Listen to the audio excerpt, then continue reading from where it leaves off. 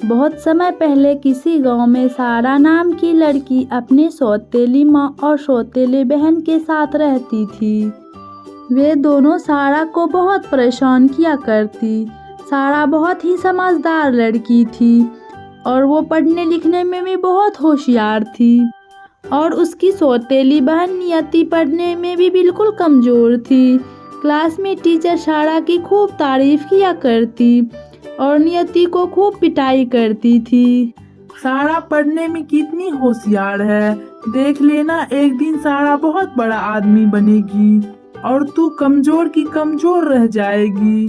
Teacher से सारा की तारीफ सुनकर नियति को बहुत ज्यादा गुस्सा आ जाता है।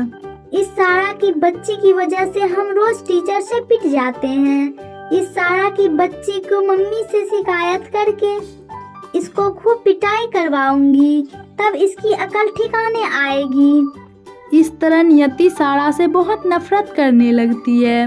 फिर एक रोज नियति आंगन में खेल रही थी, तभी वहाँ चाट वाला आ जाता है। चाट ले लो, चाट ले लो।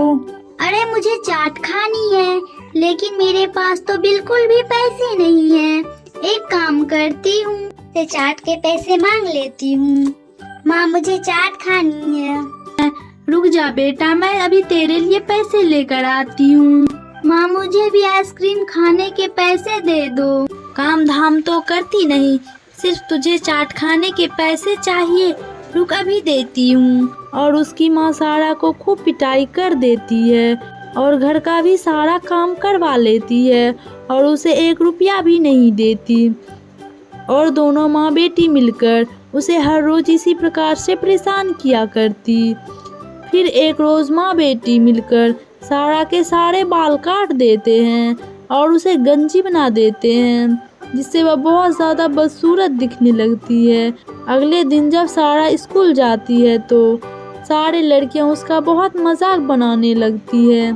अरे ये क्या सारा, तू तो बहुत ज्यादा बदसूरत हो गई, अचानक गंजी कैसे हो गई? लगता है यह जरूरत से ज्यादा पढ़ाई कर ली, इसलिए इसके बाल अचानक से गायब हो गए। सभी लड़कियां जोर जोर से हंसने लगती है।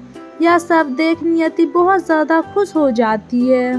तभी वहाँ टीचर आ जाती है और सारा की ये हालत पाकर टीचर बहुत ज़्यादा दुखी हो जाती है। सारा रोते हुए अपनी माँ और बहन के सारे बातें टीचर को बता देती है, जिससे टीचर नियति को खूब डांट लगाती है। टीचर जी, मेरे घर में कुछ भी हो, तुझे इससे क्या मतलब? अगर आपने ज्यादा परेशान किया ना तो मैं तेरी शिकायत प्रिंसिपल सर से कर दूंगी। टीचर नियति की धमकी सुनकर बहुत ज़्यादा घबरा जाती है। दूसरी तरफ सारा ये सब बातें को नज़रअंदाज करते हुए खूब मन लगाकर पढ़ाई करने लगती है और एग्ज़ाम में पूरे क्लास में टॉप आ जाती है, जिससे स्कूल में चारों तरफ उसी के चर्चे होने लगते हैं। ये सारा की बच्ची को जितना भी तंग कर लो, पर उसका बाल भी बांका नहीं होता है। कुछ तो करना ही पड़ेगा। अगले दिन नियति अपनी माँ से बहुत शिकायत करके सारा का नाक कटवा देती है, जिससे वह और ज़्यादा बदसूरत हो जाती है।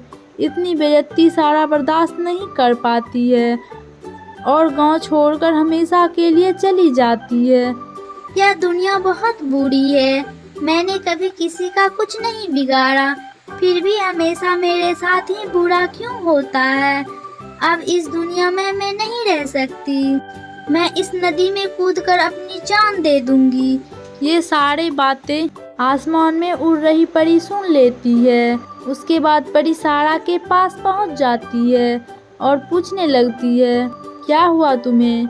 तुम क्यों मरना चाहती हो? उसके बाद सारा ने उस पर किए गए अत्याचारों की सारी घटना परी को बता देती है, जिससे परी भी बहुत ज़्यादा निराश हो जाती है।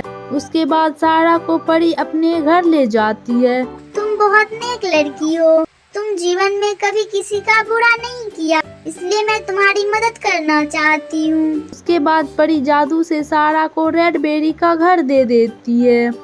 ये जादुई घर तुम्हें तुम्हारी मनपसंद का हर चीज देगी और इस घर में बहुत सुंदर सुंदर कपड़े होंगे, जिसे बेचकर तुम खूब पैसा कमा सकती हो।